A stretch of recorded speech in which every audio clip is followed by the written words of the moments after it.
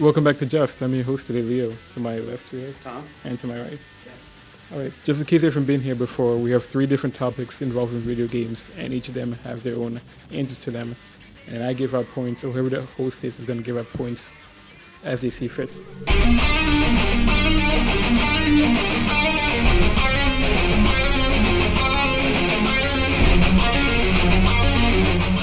I think a game that has a really good story would be Fallout 3. And the reason why I say this is because the game itself is great, but the story is what drives you. You know, you wake up one day and your dad's gone and you have no idea where he's going. Everyone's in panic and you leave the safety of your home to go look for him. Spoilers, you do eventually find your dad. Sad part is he dies, but you know, that kind of twist is also what makes a great game so great. And it drives you to keep his legacy going. I'm going to have to pick The Last of Us. Within the first 20 minutes of the game, you get a real big, gut punch with your daughter, with Joel's daughter dying right in front of her, right in front of you. It's really it's a very emotional scene. It's very well scripted, well written out, well animated. I mean, that one event sets up the whole rest of the story and all of the decisions you kind of make. Because that's always in the back of your mind, you're always kind of remembering that, and it's kind of bringing it up through the whole game as well.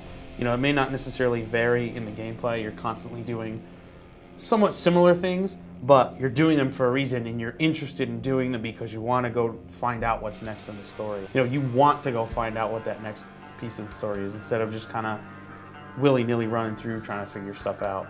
The ending of The Last of Us, Joel doesn't fulfill his duty that he said he would do. He kind of betrayed some people on the way. As if in Fallout, you actually don't betray people. You go and you save people. You save the wasteland rather than being selfish and dooming it. But what you're saying about Fallout is the fact it almost makes it too vanilla, meaning that there is no hard character choice or choice for the player as playing that character. Whereas in The Last of Us, you do have to make those difficult choices, and you may seem selfish, but it's a difficult choice in a situation you have to make. I'm going to give Jeff 2 and you 1. Wow, really? Not based on your pick, but based on the argument. Okay. Because I feel like there's something you could have said, and then you fact you couldn't say it because you haven't finished the game. I know. And I was really worried Jeff was going to say it. It's so sad that I fought for that, and yeah. I got to the point in the game, and I just didn't finish it. The thing that made me give you more points was the fact that you brought up that ending could change in the storyline. So the story can be different for anyone. On The Last of Us, it's kind of just the same story regardless.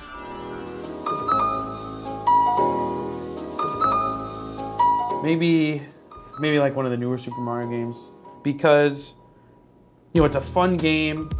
It's not something you have to worry about saving all the time. It's not, you don't have to worry about, like if you try to play multiplayer, you can play with your friends. It's not a competitive game.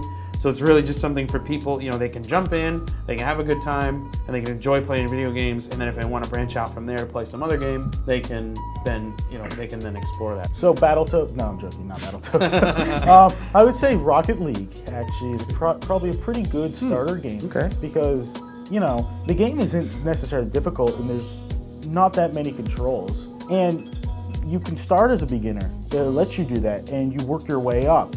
And the gameplay is fun, it's simple, and anyone can pick it up.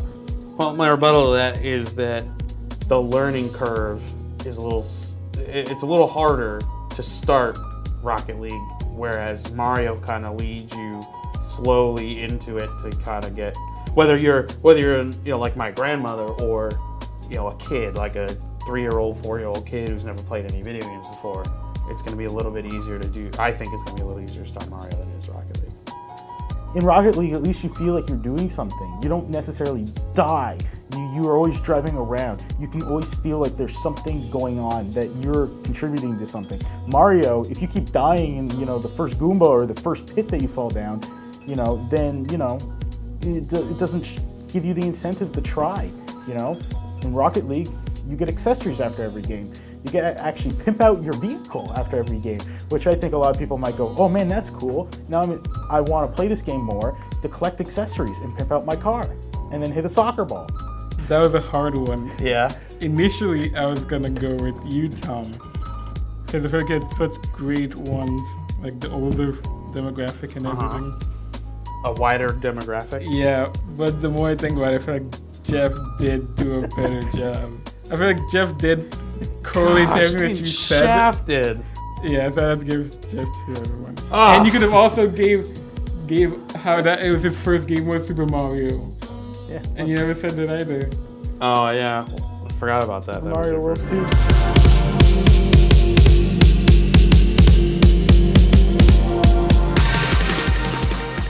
I'll have to go with Dark Souls. Really? Which Dark Souls? All of them, they have pretty much the same game mechanic. Because what's interesting That's about true. Dark Souls, Well, what specific mechanic?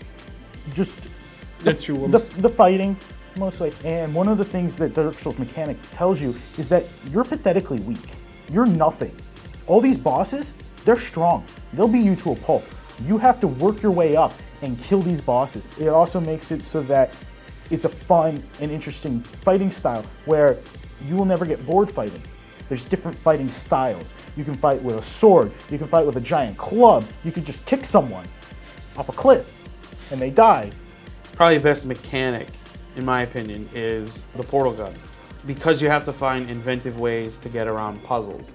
This is a really big puzzle game. You have to use those portals and figure them out yourself. Like you said, you have to figure out how to do all those things within the game, fighting wise. Well, you have to figure out how you're going to use the portals to figure out the puzzle. On top of that, you go into the multiplayer, and now you have 4 portals, and you have to be creative with all 4 portals.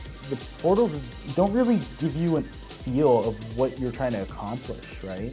You're just shooting portals, solving puzzles, but you don't know what you're fighting for. In Dark Souls, you have a weapon, and you're going and you're killing the boss. You're fighting to save a dying world in every game. The world is dying. It's a cycle. It continuously happens.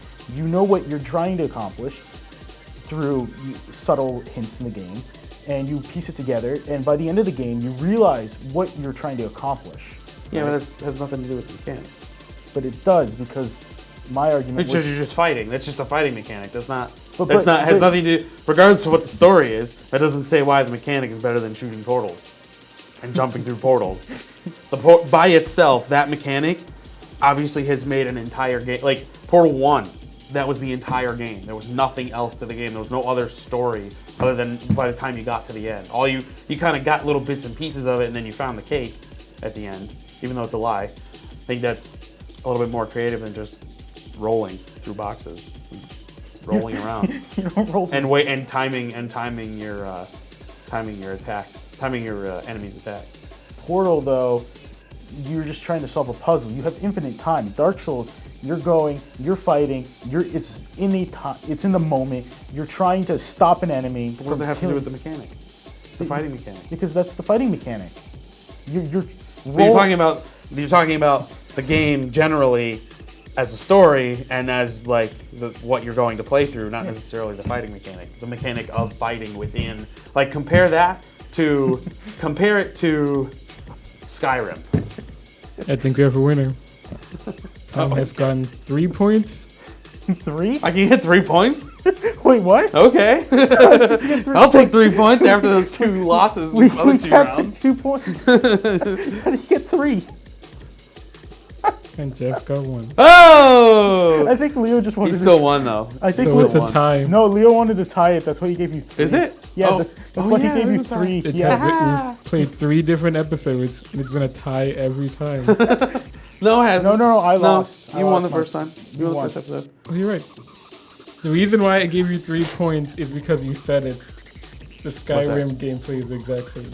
It's The fighting mechanic. the fight mechanic. The fighting mechanic. You Not the could've story, also- not the... We could do an entire joust just talking about that. Well, I could argue that. But what I was trying to get at was it Portal wasn't was unique. There's nothing like a portal gun. right. The portal gun and the mechanic of the portal, and the mechanic of fighting within itself. Regardless of what the game, like if you compared the fighting and the fighting mechanic to The Witcher or to Skyrim or to other third-person games that are like that, and what makes that different from the other ones? The mechanic itself, not the whole entirety of the game.